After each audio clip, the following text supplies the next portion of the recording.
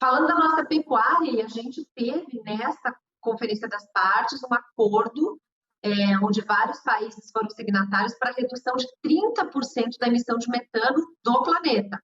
Eu acabo jogando realmente uma coisa, disfarço a culpa, que é da queima de combustíveis fósseis, e jogo nas costas da agropecuária. É isso que acontece de fato? É isso que acontece de fato. Vale lembrar que nós já temos um mecanismo muito forte de controle das emissões de gás de efeito estufa, que é o Acordo de Paris.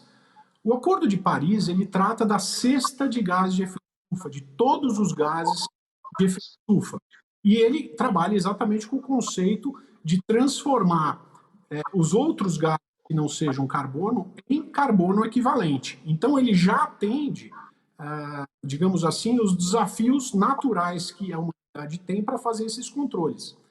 Eu acho que é algo que as pessoas têm consciência que o grande responsável pelas emissões de gases de efeito estufa são combustíveis fósseis, a queima de combustíveis fósseis, que é a indústria mais poderosa que existe no mundo e que, portanto, tem todo o interesse em fazer com que outros agentes ou outros setores da economia que têm alguma relação com o clima acabe recebendo a imputação de responsabilidades maiores do que são na realidade. Quando nós passamos a tratar exclusivamente de metano, nós estamos, na verdade, deixando de respeitar os ciclos naturais. Como você mesmo colocou, o metano se transforma em carbono. Então, você não tem como falar de redução de metano, principalmente nas atividades biogênicas, vou falar sobre isso, descartando o fato de que se transforma em carbono. Aquele que é oriundo da fermentação entérica de animais, ele já existia antes da Revolução Industrial, ele faz parte do ciclo da natureza. Já o metano abiogênico, que vem, por exemplo, da falta de tratamento de lixo, ou ainda da exploração de petróleo, esse sim está colocando na atmosfera ou no sistema climático um volume de metano que não é natural.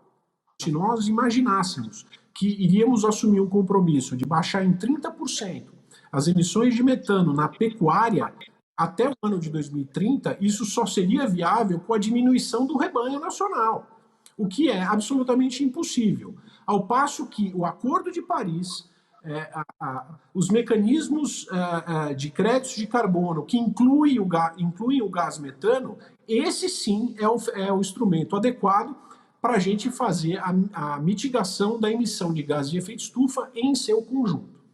No momento em que nós estamos conseguindo sair desse papel de vilão, porque de fato entendemos que a queima dos combustíveis fósseis usadas nos países mais desenvolvidos é que é a grande responsável pelo aquecimento global, nós temos, de repente, o surgimento de um acordo do metano que parece que é para que a gente volte para esse papel. Estou errada ou a gente realmente precisa prestar atenção nessa intenção de sempre colocar esses países pobres em desenvolvimento com alguma parcela de culpa que parece não terem? Não, é exatamente isso, é precisamente isso. Quando essa intenção de fazer a diminuição do metano sozinho, como se ele não fizesse parte do sistema, surgiu, na realidade, a intenção é exatamente essa de jogar a culpa numa atividade natural, que é a atividade de criação animal. Né? Portanto, é uma construção de uma narrativa. E a partir do momento que aparece a palavra Manifesto do Metano numa COP26, esse é o sinal verde para toda uma narrativa passar a ser construída no mundo inteiro para punir o consumo de carne. Isso deixando de levar em consideração a fundamental importância ecológica da atividade pastoril. Né? Não podemos esquecer que o Brasil tem uma pecuária quase que majoritariamente baseada em pastagens. Estão fazendo fotossíntese, como todos nós aprendemos na escola. Quer dizer, ela tem uma função ecológica. Aliás, vamos adiante. A nossa pecuária é uma pecuária baseada no Código Florestal, quer dizer, é a atividade pecuária que está financiando a conservação daquela reserva legal. a metodologia usada não nos permite fazer um inventário, né? Porque quando você separa o metano, você não consegue mais fazer a conta em carbono equivalente, você não consegue fazer a conta da cadeia desse nosso boi-a-pasto, que capta também esse gás de efeito estufa. Então, tem muitos papéis aí que a pecuária tem que entrar. E na hora que a gente separa o metano desse carbono equivalente, a gente tem que levantar aí as nossas antenas. E aí a pergunta que eu tenho para você: o Brasil está ciente disso? Nós estamos tomando atitudes para nos blindar, para nos proteger desse tipo de subterfúgio? Eu creio que, infelizmente, o Brasil não está ciente disso, muito menos preparado. Basta ver o comportamento que a gente vê na mídia, na indústria de publicidade, que não conhece o seu próprio país, que não conhece as vantagens comparativas e as vantagens competitivas que o Brasil tem, que não conhece as funções ecológicas da pecuária.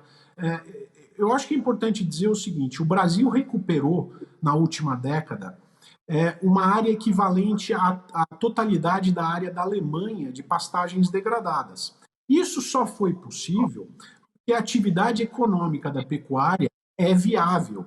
Portanto, nós estamos fazendo recuperação de pastagens, nós estamos garantindo que determinadas parcelas do território brasileiro não se tornem deserto, e esse processo de desertificação é grande emissor de gás metano.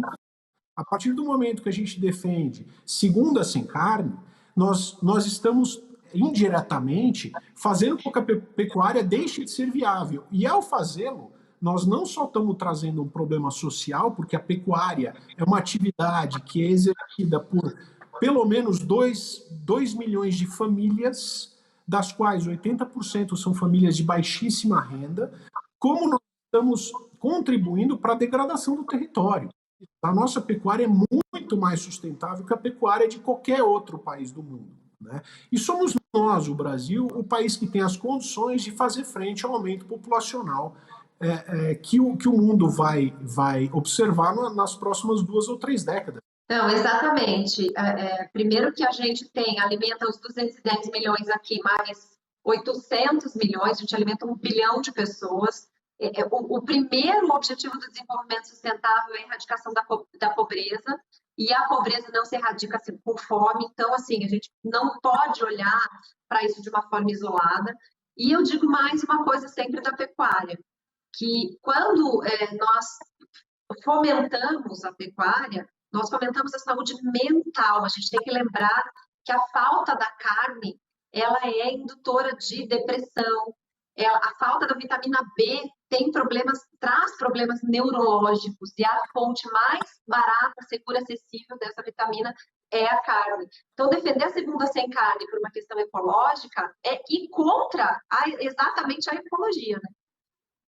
É equivocado. Vale dizer, Samantha, todos nós que trabalhamos com a produção agropecuária, nós sabemos que, diferentemente de uma outra narrativa que vem sendo disseminada, de que a pecuária está substituindo a atividade agrícola, isso não é verdade.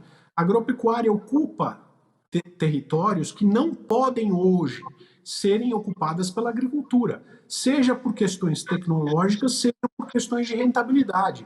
A atividade agrícola, ela ocupa o espaço que antes era ocupado pela pecuária, conforme a atratividade econômica e a viabilidade tecnológica para a adoção agrícola naquele determinado território passe a ser viável.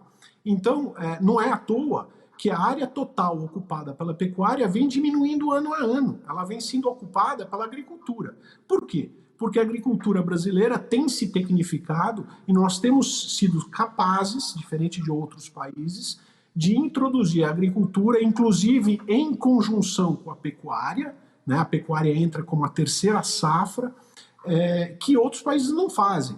Portanto, não existe também essa ideia de que a pecuária concorre com a agricultura. Muito pelo contrário. Quando a agricultura é viável ali, ela substitui a pecuária. Isso é inexorável. Por quê? Porque a agricultura é uma atividade mais tecnificada, de maior risco e, portanto, de maior retorno econômico.